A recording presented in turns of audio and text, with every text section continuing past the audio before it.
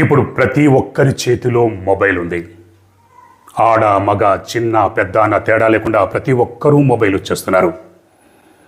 Mobile ఒక నిత్యావసరం అయిపోయింది.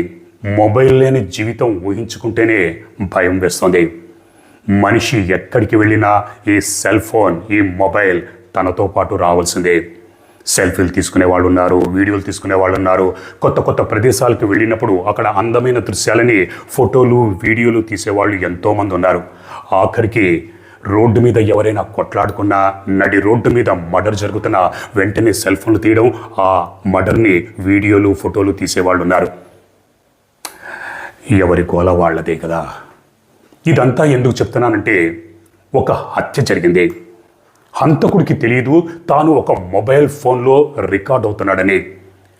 Video shoot చేసే వాళ్ళకు కూడా తెలియదు తాము ఒక లైవ్ మర్డర్ని వీడియో రికార్డింగ్ చేస్తున్నామని. మరి ఎవరా హంతకుడు? ఆ హంతకుడు ఎవరిని హత్య చేశాడు? ఎందుకు హత్య చేశాడు? ఈ సంఘటన ఎక్కడ జరిగింది? ఆ మొబైల్లో షూట్ చేసిన వ్యక్తి ఎవరు? ఎందుకు షూట్ చేశాడు? ఇవన్నీ తెలియాలంటే నా ఛానల్ని సబ్స్క్రైబ్ చేసుకోవాలి. నోటిఫికేషన్స్ కోసం బెల్ ఐకాన్ని ప్రెస్ చేయాలి. ఎందుకంటే నేను వీడియోలు చేసిన వెంటనే మీకు నోటిఫికేషన్ వచ్చేస్తుంది.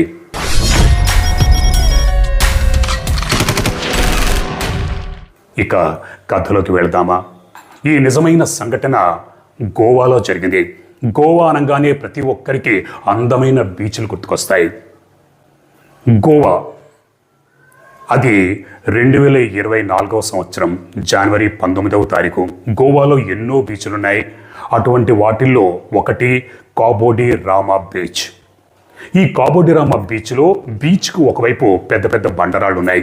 ఆ బీచ్కి ఒడ్డున అవతల వైపు రోడ్డు పక్కనే ఎన్నో అపార్ట్మెంట్స్ ఉన్నాయి. ఆ అపార్ట్మెంట్స్ని ఓనర్స్ కొంతమంది పర్యాటకులకి రెంట్ కూడా ఇస్తారు. జనవరి 19వ తారీఖు 2024 సంవత్సరం మధ్యాహ్నం 2:30 గంటలు అవుతుంది. బీచ్ ఒడ్డున ఉన్న ఒక అపార్ట్మెంట్లో ఒక మహిళ లంచ్ అయిపోయిన తర్వాత బాల్కనీలో నిలబడి సముద్రాన్ని చూస్తోంది. సముద్రపు అలలు ఒడ్డుకి వస్తున్నాయి. సముద్రం ప్రశాంతంగా ఉంది. చూడ్డానికి చూడముచ్చటగా ఉంది. వెంటనే తన మొబైల్ తీసి ఆ సముద్రాన్ని వీడియో తీయడం మొదలుపెట్టింది.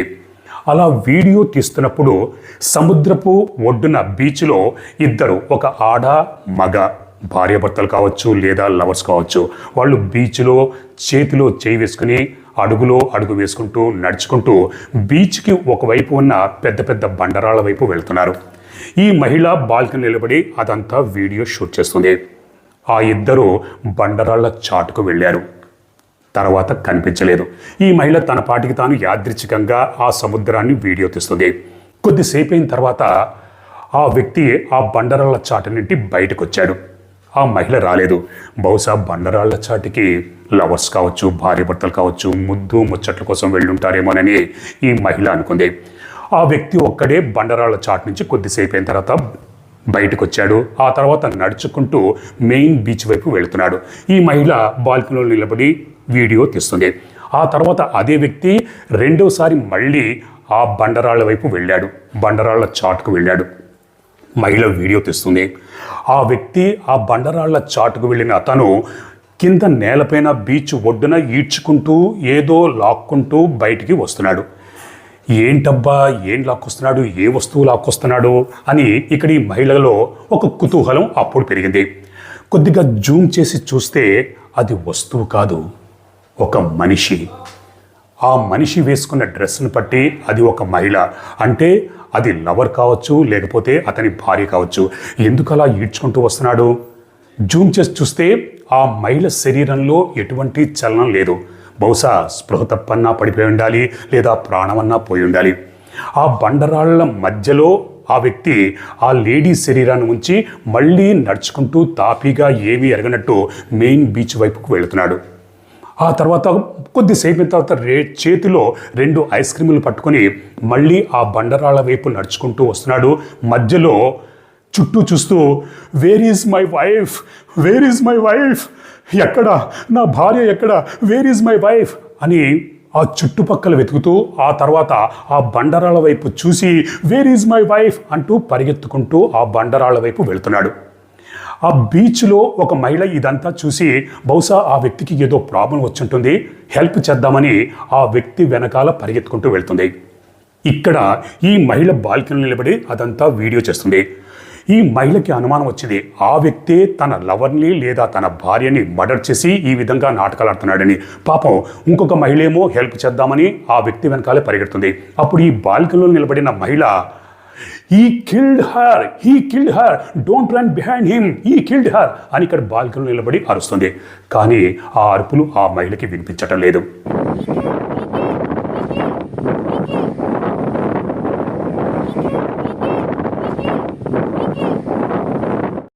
ఆ తర్వాత ఆ వ్యక్తి ఆ కింద నేలపైన పడి ఉన్న ఆ మహిళ దగ్గరికి వెళ్ళాడు. ఏడుస్తూ, అయ్యో అయ్యయ్యో నా భార్య చనిపోయింది, నా భార్య సముద్రంలో మునిగి చనిపోయింది, ఈ అలలు నా భార్యని పొట్టన పెట్టుకున్నాయి, ఇప్పుడు నేను ఏం చేయాలని విపరీతంగా ఏడుస్తున్నాడు. ఆ మహిళ కూడా అయ్యో పాపం ఎంత పని జరిగిందని అనుకుంటుంది. ఈ లోపల మరికొంతమంది పర్యాటకులు అక్కడ గుమికూడారు. అందులో ఒకరు పోలీసులకు సమాచారం అందించారు. పోలీసులు హుటాహుటిన సంఘటనా స్థలానికి వచ్చారు. పోలీసులు అందరూ ఉన్నారు. ఇక్కడ ఆ వ్యక్తి, అయ్యో నా భార్య చనిపోయింది, ఎంత పని జరిగింది, నేను ఐస్ క్రీమ్ తీసుకురాకుండా వెళ్లకుండా ఉండాల్సింది, వచ్చేసరికి ఇంత ఘోరం జరిగిపోయింది, ఆ దిక్కుమాలిన సముద్రం నా భార్యని పొట్టన పెట్టుకుంది, ఇప్పుడు నేను ఎవరి కోసం బతకాలి, ఎలా బతకాలి అని విపరీతంగా కుమిలి ఏడుస్తున్నాడు. పోలీసులు ఆ వ్యక్తితో, సార్ అసలు ఏం జరిగింది ఏంటి అని అడిగితే, నా పేరు గౌరవ్, ఈమె నా భార్య పేరు దీక్ష, మేమిద్దరము ఎంజాయ్ చేద్దామని బీచ్కి వచ్చాం, నా భార్య ఐస్ క్రీమ్ తీసుకురామని చెప్తే నేను ఐస్ క్రీమ్ తీసుకురావడానికి వెళ్ళాను, తిరిగి వచ్చేసరికి ఇలా ఘోరం జరిగిపోయింది, ఇప్పుడు నేను ఎవరి కోసం బతకాలి, ఎలా బతకాలి, అనవసరంగా వచ్చామే, రాకుండా ఉండాల్సిందే అని కుమిలి తన భార్య డెడ్ బాడీ మీద పడి ఏడుస్తున్నాడు. పోలీసులు కూడా అయ్యో పాపం అనుకున్నారు. చుట్టూ గుమిగూడిన పర్యాటకులు కూడా ఎంత పని జరిగిపోయిందని సానుభూతి సంతాపం వ్యక్తం చేశారు.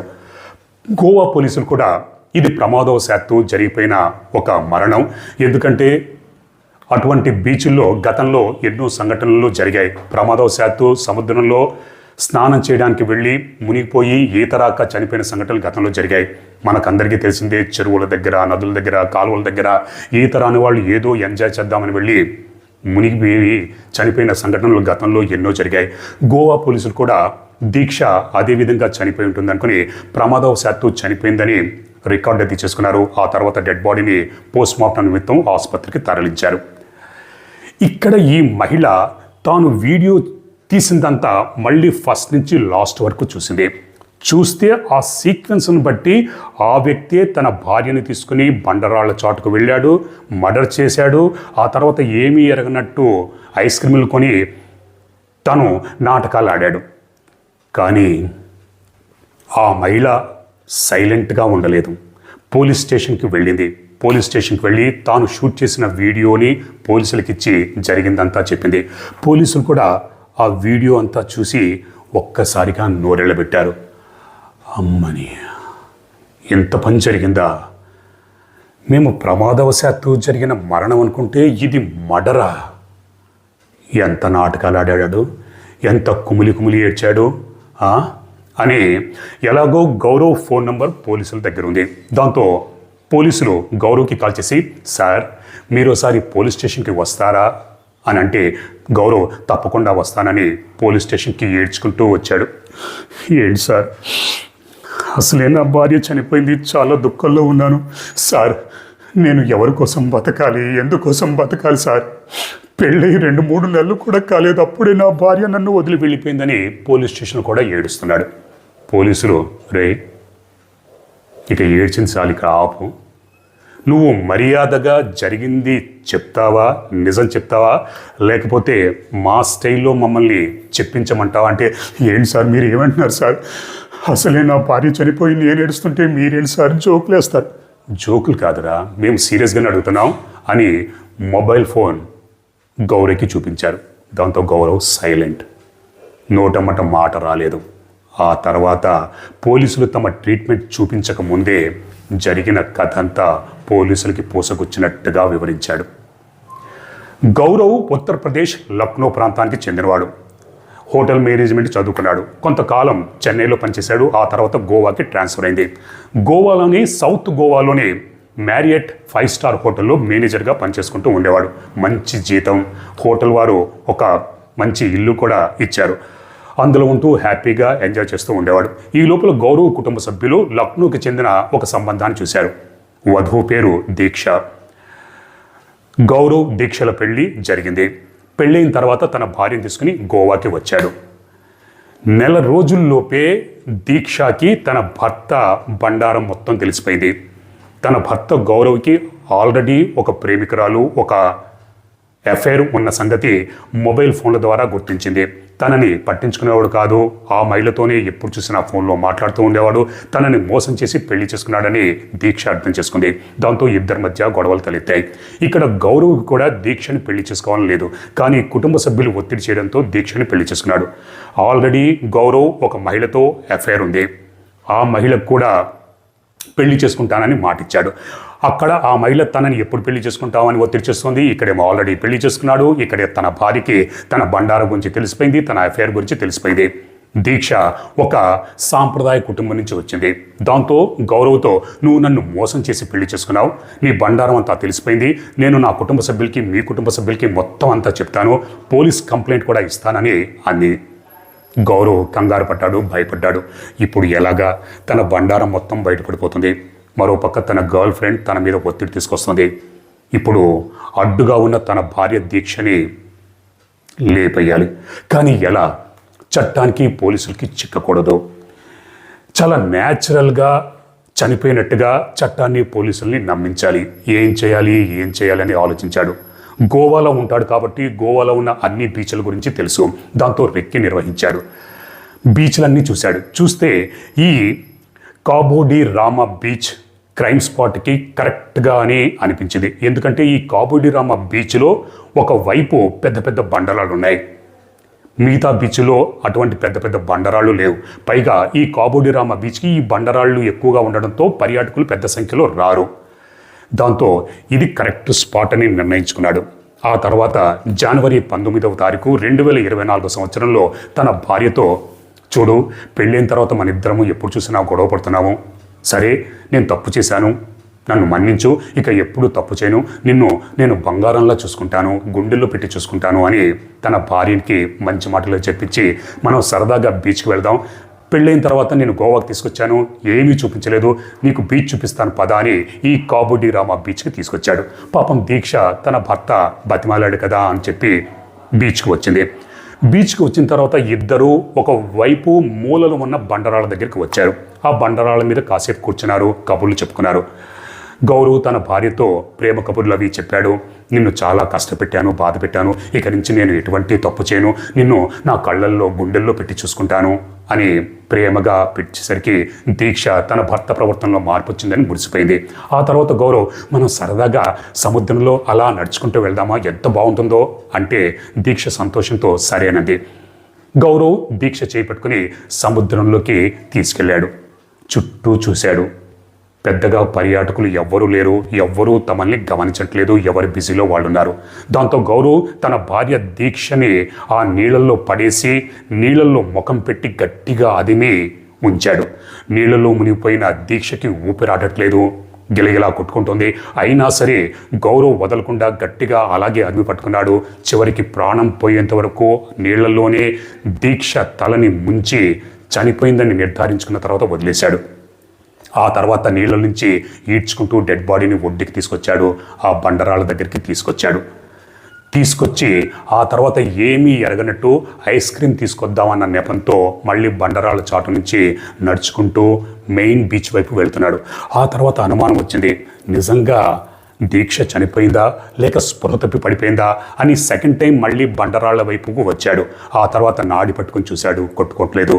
ముక్కు దగ్గర వేలు పెట్టి చూశాడు, ఊపిరాటం లేదు, చనిపోయింది అని అప్పుడు నిర్ధారించుకున్న తర్వాత మళ్ళీ తాపీగా మెయిన్ బీచ్ వైపుకు వచ్చాడు. బీచ్ ఒడ్డున ఐస్ క్రీమ్ బండ్లు, మిగతా కొన్ని చిన్న చిన్న బండ్లు అవన్నీ ఉన్నాయి. అక్కడ ఏమీ తెలియనట్టు 2 ఐస్ క్రీములు కొన్నాడు. ఆ తర్వాత మళ్ళీ బండరాల వైపు నడుచుకుంటూ అక్కడ చుట్టూ ఉన్న పర్యాటకుల్ని ఆకర్షించడం కోసం ఏమీ ఎరగనట్టుగా, వేర్ ఈజ్ మై వైఫ్, అయ్యో దీక్ష ఎక్కడున్నావు, ఏంటి కనిపించట్లేదు, నా భార్య కనిపించట్లేదు అని అందరి అటెన్షన్ని ఆకర్షించాడు. ఆ తర్వాత చుట్టూ వెతుకుతున్నట్టుగా నటించి ఈ లోపల ఒక మహిళ కూడా గౌరవ్ ఎందుకో కంగారు పడుతున్నాడు అని గౌరవ్ వైపు కదిలింది. అది గమనించిన గౌరవ్ అప్పుడే ఏమీ ఎరగనట్టుగా మళ్ళీ బండరాల వైపు ఎక్కడైతే తన భార్య డెడ్ బాడీ ఉందో అటువైపు పరిగెత్తుకుంటూ వెళ్ళి అప్పుడే చూసినట్టుగా అయ్యో ఎంత ఘోరం జరిగిపోయింది, నా భార్య చనిపోయింది, ఈ దిక్కుమాలిన సముద్రపు అలలు నా భార్యని పొట్టను పెట్టుకున్నాయని ఈ మహిళని ఐ విట్నెస్గా చేశాడు. ఎందుకంటే చుట్టూ ఉన్న వాళ్ళు కూడా అవును గౌరవ్ చుట్టూ వెతికాడు, అది నేను చూశాను, అలా పరిగెత్తుకుంటూ వెళ్ళాడు, తన భార్య అప్పటికే చనిపోయిందని ఆ మహిళ కూడా చెప్తుంది అని ఐ విట్నెస్ అలా చుట్టూ ఉన్న పర్యాటకుల్ని అందరినీ ఆకర్షించాడు. పగడ్బందీగా పర్ఫెక్ట్గా ప్లాన్ చేశాడు, మర్డర్ చేశాడు. కానీ గౌరవ్కి తెలియదు బీచ్ ఒడ్డున అటువైపు ఉన్న అపార్ట్మెంట్లోని ఒక మహిళ తన ఫోన్లో ఇదంతా రికార్డింగ్ చేస్తుందని. ఈ అపార్ట్మెంట్లో ఉన్న మహిళకు కూడా తెలియదు తాను ఒక లైవ్ మర్డర్ని రికార్డింగ్ చేస్తుందని. అలా గౌరవ్ పోలీసులకి దొరికిపోయాడు జస్ట్ 24 అవర్స్లో. ఒకవేళ ఈ మహిళ రికార్డింగ్ చెయ్యకపోయినా, అది పోలీసులకి చూపించకపోయినా బహుశా ఈ మర్డర్ కేస్ మిస్టరీగా ఉండేదేమో. ఎందుకంటే ఆ తర్వాత పోస్ట్మార్టం రిపోర్టులో ఎలాగో గొంతు పిసికి హత్య చేశాడన్న సంగతి బయటపడేది. కానీ అప్పటిదాకా ఒక చిక్కుముడిలాగా ఉండేది. కానీ ఆ చిక్కుముడి అలా ఉండిపోకుండా 24 గంటల్లోనే ఈ మహిళ షూట్ చేసిన వీడియో వల్ల ఆ చిక్కుముడి వీడిపోయింది. ప్రస్తుతానికి గౌరవ్ జైల్లో ఉన్నాడు. నాకు తెలిసినంత వరకు ఛార్జ్షీట్ కూడా అదే సంవత్సరం జూలై నెలలో సబ్మిట్ చేశారు. కానీ కోర్టులో ఇంకా కేసు ట్రయల్కి రాలేదు. ఎందుకంటే మన దేశంలో ఈ మర్డర్ కేసులు కోర్టుల నిండా ఎన్నో ఉన్నాయి కాబట్టి ఎంత లేదన్నా 2 నుంచి 5 సంవత్సరాలు అంతకు మించిన టైం కూడా పట్టచ్చు. ఈ కేసు కూడా కోర్టులో ట్రయల్కి రావాలంటే మరికొంతకాలం పడుతుంది. ట్రయల్ జరగాలి, తుది తీర్పు వచ్చేసరికి ఎంత టైం పడుతుందో మీ ఊహకే వదిలేస్తున్నాను. సరే, ఇక్కడ ఈ మొబైల్ వల్ల ఒక్కొక్కసారి అనుకోని రిజల్ట్స్ కూడా వస్తుంటాయి. చాలామంది షూట్ చేస్తూ ఉంటారు, రకరకాల ప్రదేశాలు, అందమైన ప్రదేశాలు, రోడ్ల మీద, ప్రతి చోట అందరూ షూట్ చేస్తారు. మన కళ్ళు మనల్ని మోసం చేస్తాయేమో, మన కళ్ళు ఎన్నో దృశ్యాలను చూస్తుంది కానీ చెప్పడానికి భయపడతాం. కానీ ఈ మొబైల్ మాత్రం అబద్ధం చెప్పదు. ఒక మర్డర్ కేసును సాల్వ్ చేయడంలో ఈ మొబైల్ ఎంతో ఉపయోగపడింది. మరి ఈ స్టోరీ విన్న తర్వాత మీరేమనుకుంటున్నారు? మీ అభిప్రాయాన్ని కామెంట్స్ రూపంలో నాకు తప్పకుండా తెలియజేయండి. ఇటువంటి క్రైమ్ స్టోరీస్ గురించి తెలుసుకోవాలంటే నా ఛానల్ని ఫస్ట్ టైం చూస్తున్న వాళ్ళు ఏం చేయాలి? సబ్స్క్రైబ్ చేసుకోవాలి. నోటిఫికేషన్స్ కోసం బెల్ ఐకాన్ని ప్రెస్ చేయాలి. ఎందుకంటే నేను వీడియోలు చేసిన వెంటనే మీకు తెలిసిపోతుంది.